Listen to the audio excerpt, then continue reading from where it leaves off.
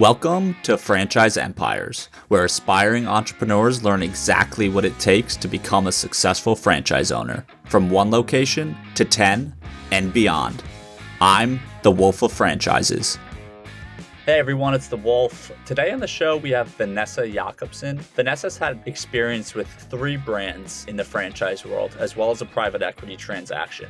Her and her husband founded a kids' beauty chain in Canada, which they then began franchising and had that acquired. Following that, they invested in Blow Dry Bar, which as you can tell is a blow dry bar based out of Canada. They've since been growing that to over 100 units since 2009. And they've also now acquired a new franchise, which they're going to be introducing to the United States very soon here. They have a ton of experience in the beauty space in particular, but also in just acquiring brands, franchising them, as well as a recent private equity transaction that's helped them expand their operations. I think you're going to enjoy this one. The Wolf of Franchises is the CEO of Wolfpack Franchising, as well as a creator at Workweek Media. All opinions expressed by the Wolf and podcast guests are solely their own opinions and do not reflect the opinion of Wolfpack Franchising or Workweek. This podcast is for informational purposes only and should not be relied upon as a basis for investment decisions. The Wolf, Workweek, and Wolfpack Franchising may maintain positions in the franchises discussed on this podcast. Obviously, you've had like a very, tons of experience with different brands.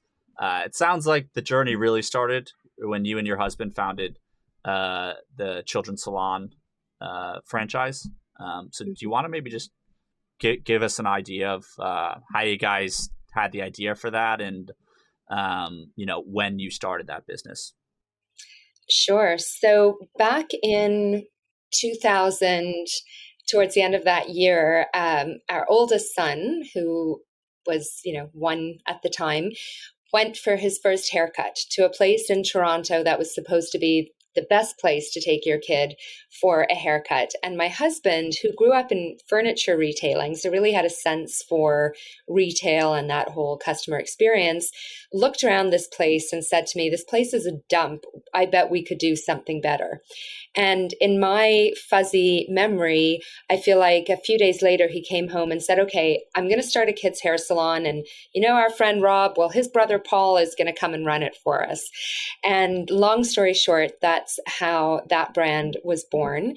And we launched this kids' hair salon chain. I was not involved in the day-to-day operations. I was a mere shareholder offering often unsolicited advice in the background, but we grew that into a chain of about 20 locations across Canada, combination of corporate and franchise stores before we sold it. Fantastic. And so when you guys sold that, I know, Blow Dry Bar was the next endeavor. Was there, did that flow directly into Blow Dry Bar, or was there kind of a period of time where you guys were looking for like your kind of next initiative and next company to work with? I don't know that it was necessarily an explicit search at the time. My husband was never day-to-day in the business, so he was always involved in lots of different things. And I was actually working in the nonprofit sector. So our business partner, Paul Spindler, was running the show with a small team. And it happened that a friend of ours came to us and said, "There's this amazing concept out of Vancouver. It's called Blow Dry Bar. It's a hair salon, but they don't cut or color hair. They're only offering wash and styling services, and it's just taken off." And at that time, Blow was 2 years old and had actually grown to have 3 corporate locations. So we took a close look at it, and from a consumer perspective, I absolutely loved the concept. I was in the habit, as were many of my friends, of going to a salon and getting my hair blown out for a Saturday night out. So as a consumer, I understood the value proposition. And from a business perspective, we saw the power of this model. So we ended up acquiring Blow, bringing it into the fold. And the team that was running the kids salon concept was running Blow Dry Bar as well, and transforming it into a franchise. And then, as I said, we sold the kids concept, which was really to give us the firepower to be able to focus on growing Blow instead. Fascinating. Well, so what's been the kind of, let's call it like ramp up from acquisition to where you guys are today, Mhm. with Blow Dry Bar? How many locations do you have? I guess, yeah, maybe that's a good starting point, is kind of the Sure. growth rate that you guys have. So we bought those three corporate locations of Blow back in 2009. We moved the head office from Vancouver to Toronto because that's where we are. And because with the kids salon concept, we had that combination of corporate owned and franchise owned, the team decided that we wanted to pick one path forward. We didn't like that hybrid because then you've got conflict of interest at the head office. And so we decided that franchising was how we were going to grow with the Blow concept. So we started franchising first into Toronto in 2009. Then we entered the US market in 2010. And it was around the time that we had just over 40 locations that I joined the team and said, okay, we've had this amazing organic growth, but now it's time to really kick it up a notch because we know that there's enormous potential in this brand and we need to grow the infrastructure at the corporate level so that we can prepare ourselves to support this growth, and really transformed ourselves into a business that was there to deliver excellent customer service to our franchisees. That's really been our philosophy, and engage in what I like to call responsible growth. There's so many examples of businesses in the world across industries that grew too quickly and then weren't able to sustain and support that growth. So it was very important to me to make sure that as we were growing, we were simultaneously putting in place the infrastructure, the resources, the tools to deliver that excellent service to our franchisees and set them up for success in their own entrepreneurial ventures. So 40 or so locations. I joined the team. We grew to about 100 locations by the end of 2019. Unfortunately, we lost a couple during the pandemic or Yep. at the tail end of that. But now we are back up over the 100 mark. So we've got 100 doors open and another 50 locations sold and under development to open in the next couple of years. That's fantastic. Congratulations. I mean, yeah, I mean, most brands don't, like the large majority of franchises don't ever cross the 100 unit mark. So that's a fantastic accomplishment in itself. Thank Um, you. Yeah, we're pretty proud of it. yeah. Well, I like what you said too about kind of the responsible growth, because obviously, and I've worked in franchise development. You want to be a successful franchisor. You need to sell locations and bring in franchisees, and all that, and also even just, it gets difficult, right? If you say you have a down year where maybe you didn't bring on any new franchisees, because then every other prospect you talk to, like, that's one of the key questions is, oh well, how is the growth going? And it's Mhm. almost like a leading indicator of the vibe of the brand at the moment, right? If you say, oh, like, we haven't really brought in anyone new in a while, then every new prospect, that's like a hurdle you have to get them over. So I think Yeah. kind of the nature of franchising can sometimes cause franchisors to oversell, because they're like, hey, let's take it while we can get it, and it's a good narrative. But obviously the flip side is you can get yourself into trouble with not being able to support franchisees. So Mhm. yeah, so can you just talk about, like, what kind of things are you doing, or do you employ to have that balance, right? Of, Yeah. yeah, like, we need to sell units, that's our job, or bring in units, that's, or bring them, right? But Mm. also keeping things from getting ahead of itself. Well, look, at the end of the day, we are only successful if our franchisees are successful, right? So we want to ensure that every franchisee that comes into our system is set up for success. And what we've really made a concerted effort to do and continue to do is to engage very closely with our franchisees. So we always have a very good understanding of where the opportunities and challenges are in the business.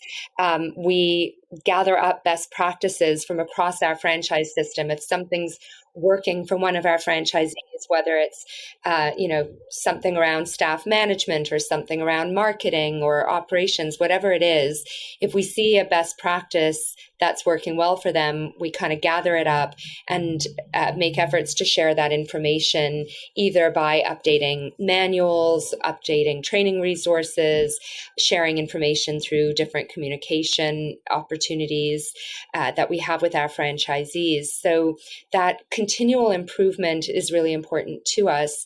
And when I talk about delivering that excellent customer service to our franchisees, that really is what we focus on. So we are continually developing new tools and resources for our franchisees so that they've got these amazing, I like to think of it as a recipe book. They've got the recipe book, they've got the ingredients for success, what flair they might bring or the kind of spice that they might bring to the recipe is up to them.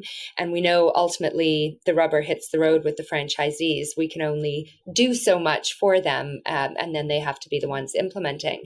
But really making sure that we've got solid systems and practices in place. So what's been so rewarding over the last couple of years is seeing what we call in franchising the AUV, the average unit volume, which is really a sales metric, seeing that average unit sales number grow in our system. And as we emerge from the pandemic, which really was an opportunity for us to reflect and refocus our strategy and really think about the tools that we needed to deliver to help our franchisees emerge stronger than ever. And we've been able to realize that. So we've seen average ticket grow. We've seen overall unit sales grow. We've been hitting records as a brand in terms of our sales, and our franchisees are hitting records in their own businesses in terms of their sales results. So, that has certainly helped perpetuate the cycle of being able to bring in new franchisees, because when candidates come to us, they want to know that they're partnering with a business that is going to enable them to find their own success. And, it's common, as you well know, in franchising for prospects to talk to other franchisees and understand about their experience. So Yep.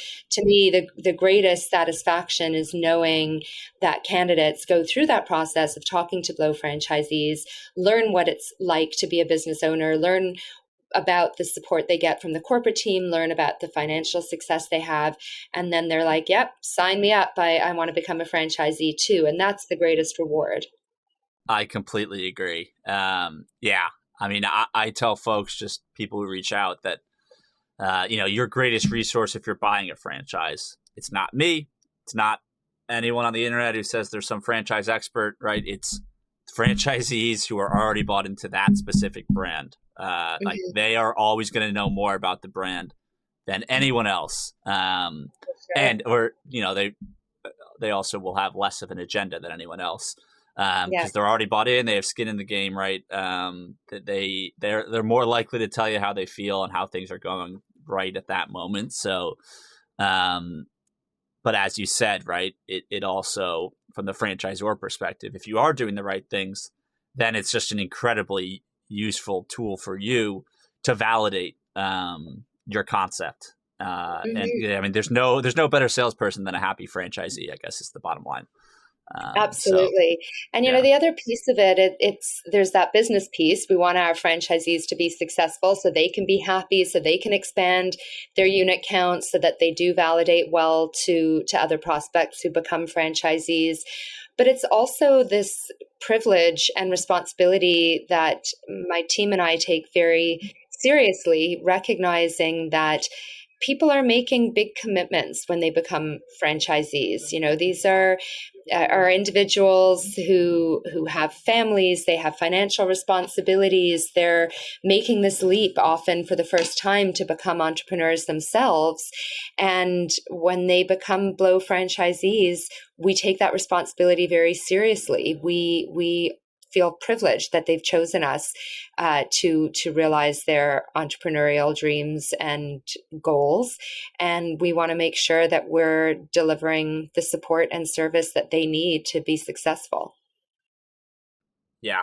No, that's honestly really refreshing to hear because I get the sense sometimes with franchisors, they're not always necessarily recognizing that from their franchisee perspective, right? That like that Mhm. they have a family and that this is a big decision and it's not just you know, another unit sale to throw under their belt as a franchisor, right? I mean, this is Yeah. someone's making a serious life decision. And yeah, like it is absolutely anyone who's, this is what I tell emerging franchisors, right? Anyone who's thinking of franchising their concept, that it's a privilege, but it's a big responsibility because you're Mhm. effectively, you know, turning your business into an investment of sorts. And Mhm. yeah, it's just something that does need to be taken seriously. And it's not something that should just be thought about lightly. So it's really good to hear that that's kind of Absolutely. how you guys think about it. And obviously, it's showing in the growth that you're having. Um, Thanks. so yeah, yeah, no problem. And I want to ask too. I mean, from and this, you know, without, I'm not asking for like any secret sauce or anything, but as far as like, you know, how you think about making things efficient for your franchisees, but also, you know, working with them at scale, you know, as a system. Do you guys do anything from like a technological perspective, say, to um, just streamline their operations, or even, you know, for instance, like I had the founder of Crumble Cookies on the show, and they went very deep into technology and like built their own proprietary system so that they have like quick access to franchisee metrics and all these different things. And that's helped them just, you know, as they have more data, they can make better decisions and quicker decisions. So Mhm. yeah, I'm just curious, like, do you guys do anything similar, or like, how do you even think about just, um, you know, using technology to make the system as a whole a lot stronger? Well, there are a few points that you're touching on that really resonate. So I started out saying that we wanted to make sure that as we grew, we were growing responsibly, which really is about scale and creating replicable, streamlined systems. And the kind of challenge for us, I guess, has been how do you create that ability to scale? How do you create those systems, but at the same time balance that with wanting to deliver high touch service to your franchisees? So we do still a lot of one-on-one coaching, a lot of one-on-one support on both the operations and the marketing side. But we do employ technology because data is everything. You're right in referencing that you need good data to be able to make good decisions about, you know, what support your franchisees need in terms of resources and training, what to coach them to focus on that's going to give them the biggest bang for their buck, and not just their buck, but their effort. So we happen to have booking software, third party. It's from a company called MindBody. It's their booker platform, and that's the nervous center, lifeblood, whatever analogy you wish to use, of our franchise businesses. So everybody sets up their staff schedules in there, customer appointments are made in there, inventory is managed through the Booker platform, and it's connected to their point of sale system, so all sales are tracked.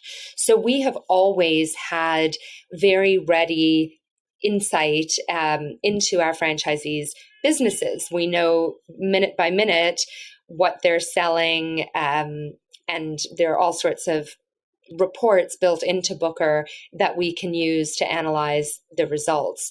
We also have a third party company that uses a platform called Tableau, where we're able to extract data from Booker and create custom reports. So we have ready access into the particular KPIs that we track. So another level of analysis and insight into our business through that technology.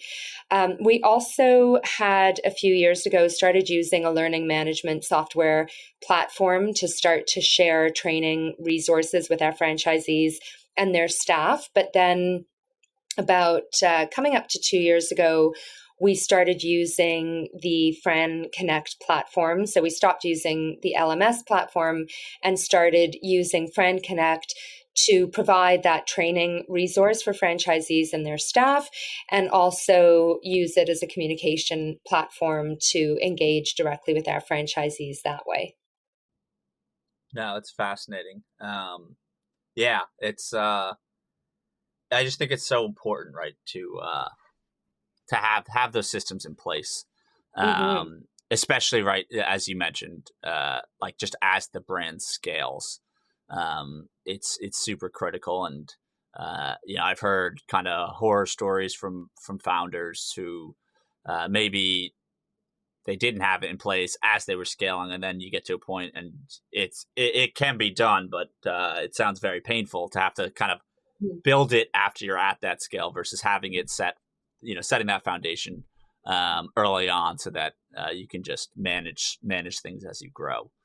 Yeah, and I mean, to that point, it is painful anytime you're onboarding new technology, but more than that, anytime you're asking your franchisees to give up old habits and ways of doing things and Yeah. adopt new habits and ways of doing things. So we don't always get it right. The other platform we've started to use is Profit Keeper, so that franchisees can upload their financial statements using a standard chart of accounts that we've set up that reflects the business, so that we can get greater insight into the profitability of their businesses. So getting our franchisees in the habit of doing that and recognizing that it's a fantastic platform, so plug for Profit Keeper, and super easy to use, has taken a heck of a lot of convincing, and God bless my operations team for their persistence in following up with our franchisees and holding their hands to get them on board. Because from our perspective, again, it's that data. It's one thing to know what our franchisees are selling, but we also want to know what they're making at the bottom of that P&L. So we want that level of insight so that we can find the opportunities to coach them on what they should be focusing on and what they should not be focusing on. Definitely. No, that's great to hear that you guys are doing that. It's just super critical. And Mm-hmm. well, so you guys have had some success beyond blow dry bar. So I'd love to kind of learn more about that. I think for one, I believe at some point you said, this is when we were talking off camera, um, you had some type of private equity transaction. Did they invest in blow dry bar, or what's kind of the overview there? So, yes, in 2020, we started talking to New Spring Franchise. New Spring is a private equity firm with a couple of different investment strategies. And at the beginning of 2020, right before the pandemic started, they had launched their new strategy in franchising. And so they had reached out to us early in the year, and we kept talking, and ultimately brought them on as equity partners at the beginning of 2021. So we were not looking for outside capital. We were a small group of friends and family investors, and we're doing just fine, and we're prepared to weather the COVID storm just fine. But we recognized that by bringing on these wonderful partners, we had the opportunity to grow bigger, faster, stronger, and come out of the pandemic period with great strength. And that's exactly what's happened. We would not have taken on the kind of private equity partners that come in and tell you how to run your business. So we were very careful in making sure that we had the right folks at the table. And what's wonderful about New Spring is that they really have great respect for our brand, our franchisees, our team, and everything that we've achieved. And their attitude is, we're here to put some extra capital in your bank and give some strategic guidance and insight and support and connections and all of that to support you in growing the business. And so it's happened that we are in a fortunate position of being able to consider other avenues for growth. So as Blow Dry Bar continues to grow and be financially strong in and of itself as its own entity, we recognize that we had the opportunity to grow corporately through some other acquisitions. And the idea of building out a portfolio of brands as kind of sister companies to Blow was very attractive attractive, because we really felt that we had reached a point as a franchise system where we had all our systems in place. We had a good understanding of what it takes to make a franchise system work, and at the unit level, what it takes to be a successful franchisee. And oversimplifying, but we kind of had this notion that we could now take our system and manuals and cross out blow dry bar and write in the name of another similar business. So we started looking for brands in the beauty and wellness space where we felt the expertise that our team had developed over the years could be applied for the success of this other business. So we've made our first acquisition and do intend to make others. So we do continue to look for emerging brands in the beauty and wellness space. But the first one that we actually found in our own backyard, and it was a brand I was familiar with as a consumer. The company's name is Mink, MYNC, and Mink is in the lash and brow styling service space. So we do lash extensions, lash lifts, brow shaping, brow lamination. It's a really wonderful business, culturally very similar to Blow. It happened that its Toronto locations were located often near or even next to Blow locations. So we acquired Mink a few months ago, and it has 6 corporate locations, and we are selling those locations to new franchisees as we develop the franchise system, mirroring the successful system that we've created for Blow. And we will be entering the US market this year as well under a different brand, name of which I can't share right now, but watch this space because we will be launching soon. And I'm thrilled to report that as we were looking for new franchisees in Toronto to take over those 6 corporate Mink locations, the first one who emerged happens to be my son, and he has proven great success as our first Mink franchisee, and we're learning a lot from observing him in that role as Mink's first franchisee. That's super exciting. I love that you guys are spreading the wealth in the family. So that's cool to hear. And I also just think it's a good sign that, that he's willing to kind of risk his own capital there. It shows the belief in the brand. Absolutely. Well, so on the private equity side, can you kind of speak for folks who, if there's founders or executives listening to this, I know you mentioned that, right? Like you definitely didn't want to partner with anyone who was going to come in there and tell you how to run your business better than you guys and all that. But like, what generally was the thought for, because obviously you said, right, you gave up equity. And oftentimes I feel like the exchange is most people who do PE deals, and I've had plenty on this podcast, whether they're a multi-unit franchisee or a franchisor, it's usually willing to give up equity in exchange for speed, like the speed you can grow. So yeah, is that effectively what you felt was the value in partnering with PE, or is there more to it from your guys' end? Yes, I would say that's generally what it comes down to. It was a really difficult decision, to be frank, because like I said, we were not looking for outside partners. We didn't need any extra capital. We would have been just fine. But we did see this opportunity to bring in partners who could help us, as you say, with that speed to grow. And because responsible growth is the mantra, it was about having the extra capital to invest in the additional individuals on the corporate team, those technology resources like FranConnect, et cetera, that would enable us to grow in that way. But the reason we moved forward with the particular partners we did is because their approach at New Spring is to have partners running their different strategies, including those who have industry experience. So the partner at New Spring, Pat Segru, who I engage most directly with, including on a standing weekly call, happens to have franchise industry experience. He's been in the C-suite of other franchise systems like Honey Baked Ham and Salad Works. So when I'm engaging with him, it's sort of like having a built-in industry mentor, someone who's been there and who can provide strategic guidance beyond what your typical PE individual could do. Yeah, no, definitely. And would you say that did you guys bring up the multi-brand approach that you wanted to do, and was that kind of enticing to them, or was it originally just all around blow dry bar, and then the multi-brand approach maybe was just kind of the icing on the cake?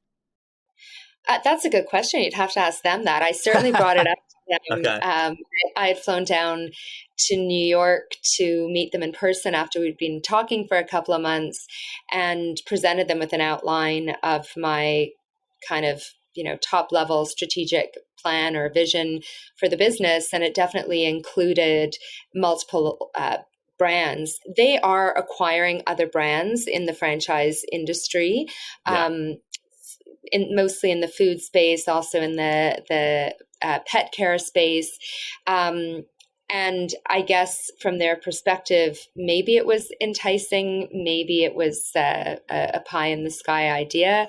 At the end of the day, having the capital on our corporate balance sheet at the Blow Dry Bar Inc. level was a unique opportunity. I think other brands in different financial positions or at different stages of growth might have needed the capital to continue to invest in their own brand. And it's not that we haven't done that, but we certainly had the dry powder to be able to move forward with another brand acquisition, and more to come. Yeah, no, definitely. I mean, I could just see it. It's like a double-edged sword, maybe from an investment perspective. But I guess assuming that, which it sounds like you guys absolutely do, right? Kind of have that foundation set and are steady with one brand that you can kind of expand into another brand. I am curious about a couple things. Is there a reason you guys seem to focus on the beauty space? Is that maybe because you're the first franchise that you and your husband founded, right, was kind of in that realm? Is that why you've just stuck with it because you got experience there and you know it at that point? Or is there anything about the sector that you particularly like? I think it's probably a bit of a lot of that. Yes, we started in the beauty space with the kids salon concept, and so Blow Dry Bar felt like a natural fit in that mix, same as how Mink has felt like a natural fit in this mix. I feel like the way our corporate team is oriented, the resources and approaches that we've established can probably most easily be replicated in the beauty and wellness space. My husband and I have other interests and other investments in different industries. So it's not that beauty and wellness is the only sector that we personally as entrepreneurs are interested in. Sure. But I'll also say that what we really like about the space from an investor perspective, talking about it from the perspective of franchisees, is that it is not capital intensive. You're not having to invest in equipment like you need to in other business models. People love service businesses. More and more today, we're finding that people prioritize experiences over purchasing actual physical items. So we know people are willing to invest in the services that make them feel good. And so we recognize that as a beauty brand, first and foremost, we're also a wellness brand, because people really do seek out our services because they make them feel wonderful. They feel great when they're experiencing the service in our chairs, and they feel great when they leave our stores with their beautiful hair and makeup. And this is not a trend. Blow's been around since 2007. So we know that this category is not a sort of fly by night. It's not that latest food fad that's on every street corner and then gone. So we really do believe in the beauty space for that, low capital investment, and in the longevity of the concept from a customer demand perspective. Yeah. Wow. That's it's very well said. It makes sense to me, definitely from the investment perspective. I guess Mm-hmm. I always, think about just, all the time I analyze franchises. I suppose as a male, I don't know. It's the one arena. I don't know if I'd love to operate it, just because I'm not a customer, right, of like a blow dry bar or lash extensions, but it's obviously still a massive industry, and I mean, there's countless. There's some really big brands in this space that have become successful. So it's certainly a good space from that perspective. Well, and it's interesting you say that. So, admittedly, I would say the majority of our franchisees are female, but some of our top franchisees are also men who've bought in Yeah. to the brand, including my son in the mink concept. So you don't necessarily have to be a consumer of the business to recognize the value proposition, even if you're not recognizing it through the lens of a customer. Many of the men who we talk to will say, I had no idea what a blow dry bar was, but my wife or daughter or female friend told me, oh my God, that's the best thing since sliced bread. So you don't have to understand the value proposition as a customer, and you don't have to be a customer to be able to be effective at following the recipe book that we hand you and the tools that you have at your disposal as a blow or now as a mink franchisee, because it really is just about a business concept with high customer demand and being able to execute with excellence. Yeah, no, well, I completely agreed that you definitely don't need to be a customer to be a franchisee. And that really goes for any franchise because of the reasons you said. Yep. Yeah, I suppose it's just a personal thing. Maybe I'm less excited about a brand that I'm, I think the ultimate goal for most is, it's great when you are a passionate customer and it turns out that the business is also fantastic. I definitely Mhm. have seen the opposite where people are a customer and they buy a franchise solely off that. And that can sometimes go really Yes. poorly because you're just making an emotional Yes. decision. But yeah, no, I 100%. mean, ultimately I've definitely met tons of franchisees who are really just capitalists at heart. And, if the business is good and the systems are good, honestly, like the best multi-unit franchisees I've met kind of are like that. They just, they know how to find repeatable systems, and it's an industry agnostic approach. Yeah, and I think that you're right in suggesting that it has to feel like a good fit. It's, one of my franchisees said to me that lawn care franchise was just not going to feel right for me. So I do think that there's something about fit, but I think that has a lot to do with culture.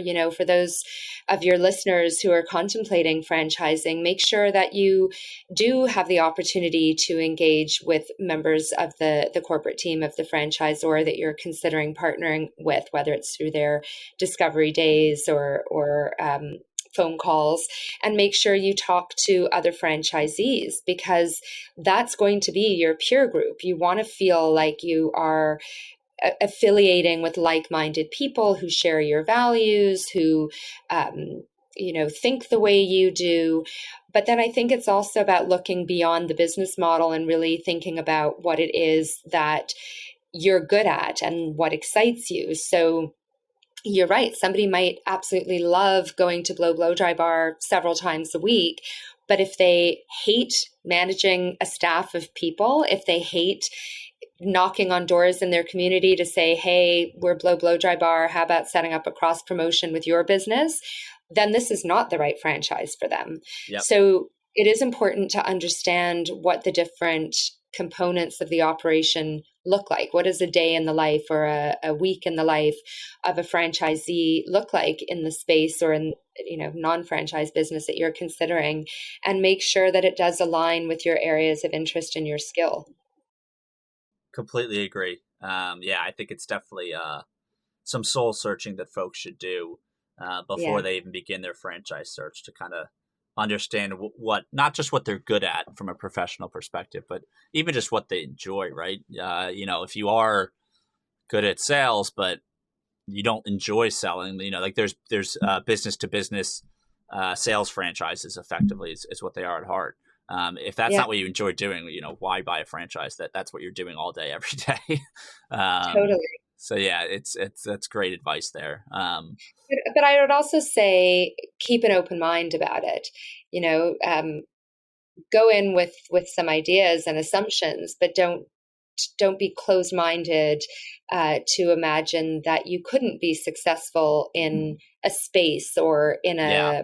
a model that you wouldn't have previously contemplated. I mean, not to keep harping on my son, but I bet if you'd asked him a few years ago if he ever thought he'd go into the lash and brow style business, he probably would have, I don't know, knocked you in the nose or something. Yeah, no, it's a fair point. Yeah, you really never know. So yeah, I definitely agree with that. Um, Mhm. well, look, Vanessa, this has been really fun getting to know you and hear your story and all the different brands that you've worked with. Is there anywhere online that maybe folks could follow along any of your brand's journeys or you personally? Sure. You can definitely connect with me on LinkedIn, Vanessa Melman Yakobson, and that's Yakobson with a Y and a K, and Blow Dry Bar on LinkedIn as well. And our social handles, Instagram is at Blow Hearts You, and that's BLO Hearts You, and blowmedry.com is our website, BLOMEDRY.com. Come check us out. Amazing. And we'll have some of those or all those, sorry, all those social handles in the show notes, folks, so you can check them out there. Oh, Um, and don't forget minkbeauty.com, MYNC beauty.com. That's our new baby. Beautiful. Okay, yeah. Well, I'm looking forward to hearing what the new brand is once that's officially launched in America. Yes. We'll keep you Um, posted. Excellent. All right, folks. Well, that's it. Vanessa, thanks again. We'll talk soon. Thanks for having me. Thanks for listening to Franchise Empires. We're coming to you soon with actionable insights to take the next step on your franchise journey. So make sure to subscribe on Apple, Spotify, Google, or wherever you listen.